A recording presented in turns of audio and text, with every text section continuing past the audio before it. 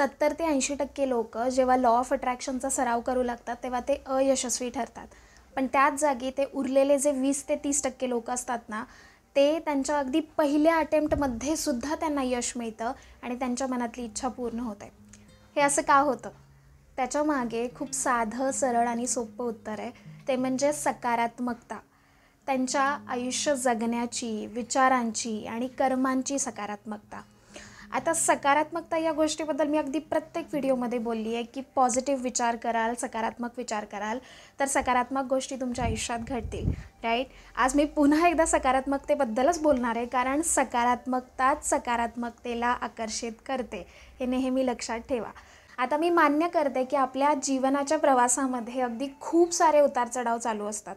सुख असतं, दुःख असतं, न सांगता येणारी अडचणी, संकटे येत असतात, नातेसंबंध चांगले नसतात, पैशां रिलेटेड प्रॉब्लेम असतो, खूप सारे. प्रत्येकाचं आयुष्य वेगळं वेगळं असतं, प्रत्येकाच्या आयुष्यातले प्रॉब्लेमसुद्धा वेगळे वेगळे असतात.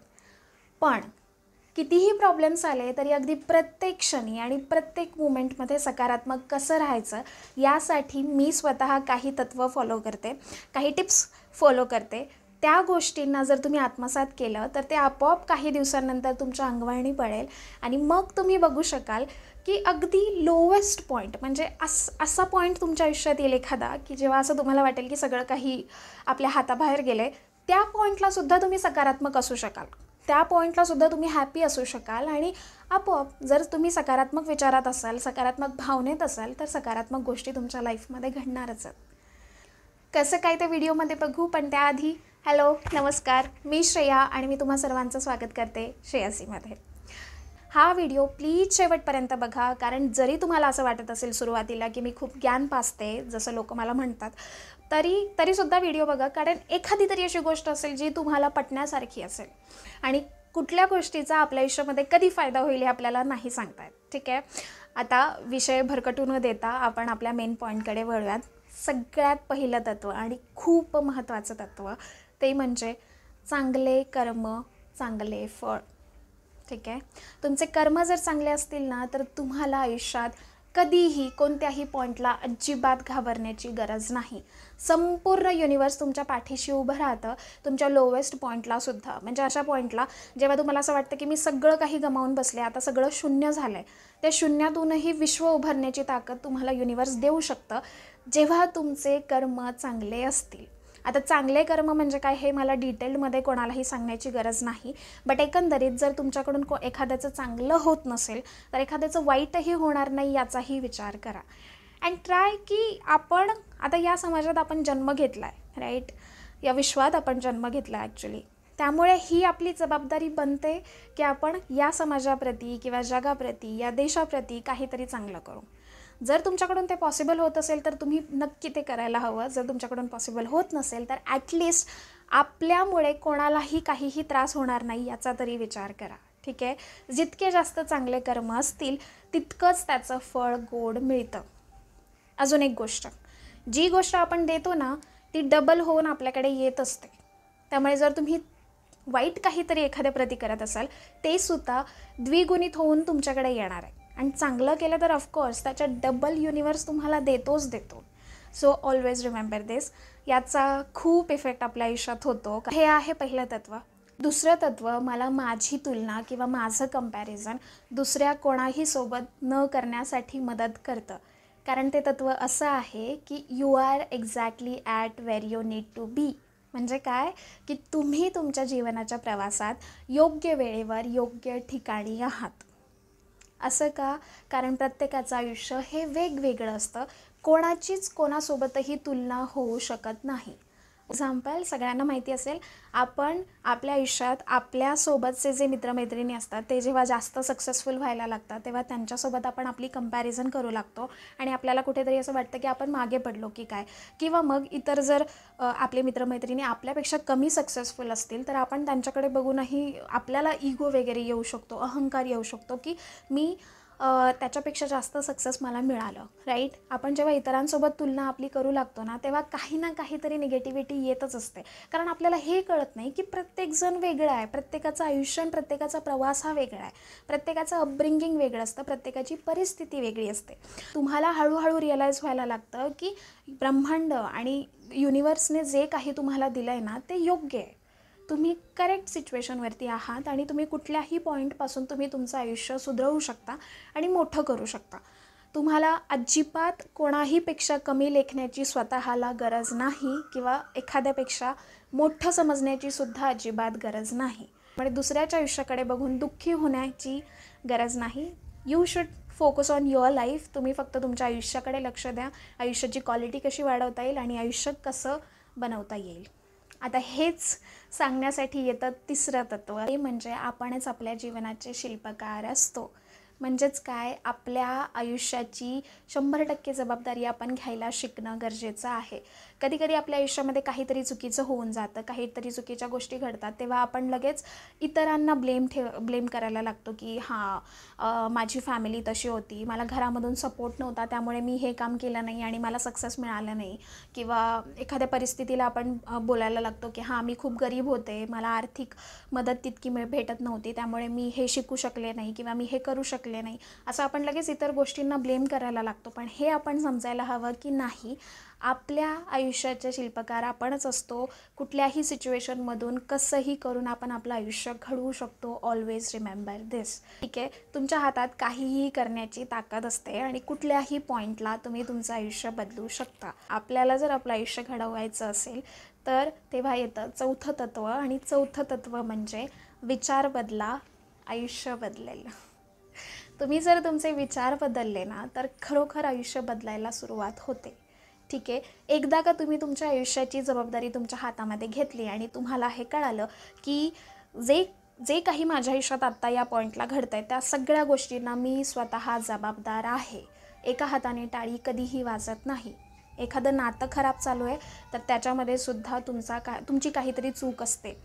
जर तुम्ही जॉबमध्ये तुमच्या कामामध्ये कमतरता आहे आणि बॉस तुमच्यावरती हॅप्पी नाही आहे, तर त्यामध्ये सुद्धा तुम्ही कामामध्ये कुठेतरी कमी पडत असणार आहे, त्याच्यामुळे त्याचा इम्पॅक्ट तसा तुमच्यावरती दिसतो आहे. ॲक्सेप्ट करा, स्वीकारा, तुमच्यातल्या चुका जाणून घ्या आणि त्या चुकांना सुधरवा. आणि हे करण्यासाठी तुम्हाला तुमचे विचार बदलण्याची जास्त गरज असते. जेव्हा तुम्ही स्वीकारायला लागता ना, तेव्हा तुमचे विचार आपोआप बदलायला लागतात आणि सकारात्मक व्हायला लागतात. दुसऱ्यांना ब्लेम करण्यापेक्षा स्वतःमध्ये काय कमी आहे आणि आपलं कुठे काय चुकलं आणि आता त्या चुकलेल्या गोष्टीला आपण कसं सुधरवू शकतो हे आपल्याच हातात असतं. म्हणून चौथं तत्त्व, विचार बदला, आयुष्य बदलेल. जेव्हा आपले विचार बदलतात ना, तेव्हा आपले कर्म बदलतात, ॲक्शन. आणि जेव्हा आपले कर्म बदलतात ना, तेव्हा त्या कर्माचं फळसुद्धा बदलतं. आपण हे 4 तत्वांना स्वीकारलं, एक्सेप्ट केलं, मान्य केलं आणि त्याप्रमाणे जगायला लागलो. चांगले कर्म करायला चालू केले, विचार आपण आपले बदलले, आपण आपल्या आयुष्याची जबाबदारी आपल्या हातामध्ये घेतली. आपल्याला हे सुद्धा कळालं की आपण आपल्या जीवनाच्या प्रवासात योग्य त्या जागेवरती, योग्य वेळेवरती आहोत. तरीसुद्धा काही अशा गोष्टी आपल्या आयुष्यात चुकीच्याच घडू लागतात, घडतात, मान्य करते. कारण काही गोष्टी आपल्या हाताबाहेरच असतात. ठीक आहे, आता या पॉईंटला येतं 5वं तत्त्व. आणि हे तत्त्व अगदी ना, कुठल्या तत्त्वांनाही तुम्ही मान्य नाही केलं, मानलं नाही, विचार नाही केला, तरीसुद्धा हे तत्त्व नेहमी लक्षात ठेवा. ते म्हणजे जे होतं ते चांगल्यासाठीच होतं. ठीक आहे, काहीही घडलं, कितीही वाईट गोष्ट घडली, एखादी व्यक्ती तुम्हाला सोडून गेली, तुमचा जॉब गेला आणि पैसे नाही आहेत तुमच्याकडे, किंवा काहीही घडू शकतं, तरीसुद्धा लक्षात ठेवा, जे होतं ते चांगल्यासाठी होतं. एखादी गोष्ट आपल्याकडून त्याचसाठी हिरावून घेतली जाते कारण त्याच्या अगेन्स्टमध्ये, त्याच्या बदल्यात काहीतरी खूप चांगलं तुम्हाला युनिवर्स पाठवत असतं, तो निसर्ग पाठवत असतो. हे नेहमी लक्षात ठेवा. कारण आपोआप तुम्ही चांगले कर्म ठेवले तर त्याचं फळ तुम्हाला चांगलं मिळणार आहे. मग तुम्हाला घाबरण्याची गरज काय? जेव्हा तुमचे कर्म चांगले असतील ना, तेव्हा तुम्हाला घाबरण्याची अजिबात गरज नाही आहे. म्हणजे वाईट जरी गोष्ट घडली तरी जे होतं ते चांगल्यासाठी होतं, नेहमी लक्षात ठेवा. आता 6वं तत्त्व तुम्हाला मॅनिफेस्टेशनची प्रोसेस खूप सोपं करतं. ठीक आहे, म्हणून मी म्हटलेलं की व्हिडिओ शेवटपर्यंत बघा, कारण 6वं तत्त्व तुम्हाला खूप महत्त्वाचं ठरणार आहे. तर ते असं आहे की अलिप्तता ही सुखी जीवनाची गुरुकिल्ली आहे. अलिप्तता म्हणजे काय? डिटॅचमेंट. हो, कोणत्याही गोष्टीपासून, कोणत्याही व्यक्तीपासून, कोणत्याही इच्छेपासून, कोणत्याही विचारापासून अलिप्त राहायला जर तुम्ही शिकला ना, तर आपोआप तुम्हाला ते ब्रह्मांड खूप काही देतं. छोटंसं उदाहरण घेऊन सांगते, नातेसंबंधांचंच आपण उदाहरण घेऊ. कधी कधी आयुष्यात अशी सिच्युएशन येते की आवडीची व्यक्ती आयुष्यातून निघून जाते, राईट? आणि ती व्यक्ती गेल्यानंतर मग आजकाल यंगस्टर्स डिप्रेशनमध्ये जातात, त्यांना खूप मेंटल ट्रॉमामधून वगैरे जावं लागतं, राईट? त्यामागे कारण काय असतं? कारण त्यांनी त्यांचा आनंद त्या व्यक्तीमध्ये पाहिलेला असतो आणि ती व्यक्तीच गेल्यामुळे त्यांच्या आयुष्यातला आनंद हिरावला जातो आणि मग ते दुःखी होतात. पण हे प्रत्येकाने लक्षात ठेवायला पाहिजे की आपला स्वतःचा आनंद, आपलं पीस ऑफ माइंड हे आपल्या आतमध्ये असतं, आपल्या स्वतःमध्ये असतं. तोच आनंद जर आपण स्वतःमध्ये बघायला सुरुवात केली ना, तर कुठलीही व्यक्ती जाऊ देत, कुठलीही गोष्ट जाऊ देत, काहीही होऊ देत, तुम्ही खुश राहायला सुरुवात करता. तर मॅनिफेस्टेशनच्या प्रोसेसमध्ये सांगते की डिटॅचमेंट का महत्त्वाचं असतं. जेव्हा तुम्ही तुमच्या इच्छेसोबत डिटॅच्ड असताना त्याच वेळेला ती गोष्ट तुमच्या लाईफमध्ये मॅनिफेस्ट होते आणि पूर्ण होते. फॉर एक्झाम्पल, मला एखादा जॉब मिळवायचा आहे. मी म्हणते की मी अफर्मेशन टेक्निक करते किंवा मी व्हिज्युअलायझेशन टेक्निक करते. मी कंटिन्युअसली माझ्या कल्पनाशक्तीमध्ये बघते की मी त्या जॉबमध्ये काम करते, माझे कलिग्स कसे आहेत, मला पगार किती आहे, वगैरे वगैरे, राईट? ठीक आहे. पण मी त्या माझ्या इच्छेसोबत इतकी जास्त अटॅच झालेली आहे की मी अल्टिमेटली ब्रह्मांडाला असं दाखवून दिलं की माझ्याकडे हा जॉब नाही आहे. म्हणजे माझ्याकडे लॅकची जी भावना असते, माझ्याकडे ही गोष्ट नाही आहे बाबा, ही भावना मी युनिवर्सला दाखवून दिली की ही गोष्ट माझ्याकडे नाही आहे. आणि जे आपण युनिवर्सला दाखवतो तेच आपल्याकडे येत असतं. याच्याच अगदी विरुद्ध मी जर फक्त एकदा व्हिज्युअलायझेशन केलं, सोडून दिलं आणि मी माझ्या मनाशी ठाम धरलं की हा जॉब मला मिळाला आहे, आता मला टेन्शन घेण्याची गरज नाही आहे. तुम्ही विचार करा ना, फॉर एक्झाम्पल माझ्या मनासारखा जॉब मला मिळाला आणि मी तो जॉब करते आहे, तर मी तो जॉब मला मिळावा म्हणून मी कोणत्या टेक्निक्स करेल का? नाही. मी रिलॅक्स होईल, कारण मी ऑलरेडी त्या जॉबमध्ये काम करते आहे. त्याच प्रकारे तुम्हाला तुमच्या टेक्निक्स करून त्या इच्छेसोबत डिटॅच व्हायचं आहे, अलिप्त व्हायचं आहे, 100% विश्वासासोबत की मला ती गोष्ट मिळाली आहे. त्या पॉईंटला कोणतीही गोष्ट तुमच्या लाईफमध्ये मॅनिफेस्ट होते. तुमची मानसिक शांती, मानसिक समाधान, आनंद हा कोणत्याही व्यक्तीवरती, परिस्थितीवरती, इच्छेवरती, मटेरियलिस्टिक गोष्टीवरती, घरावर, गाडीवरती डिपेंड करत नाही. पीस ऑफ माइंड किंवा हॅपीनेस, आनंद, या सगळ्या गोष्टी फक्त आपल्या मनाच्या अवस्था असतात, मानसिक अवस्था असतात, ज्या तुम्ही कधीही मिळवू शकता, कारण त्या इंटरनल आहेत, एक्सटर्नल नाही आहेत.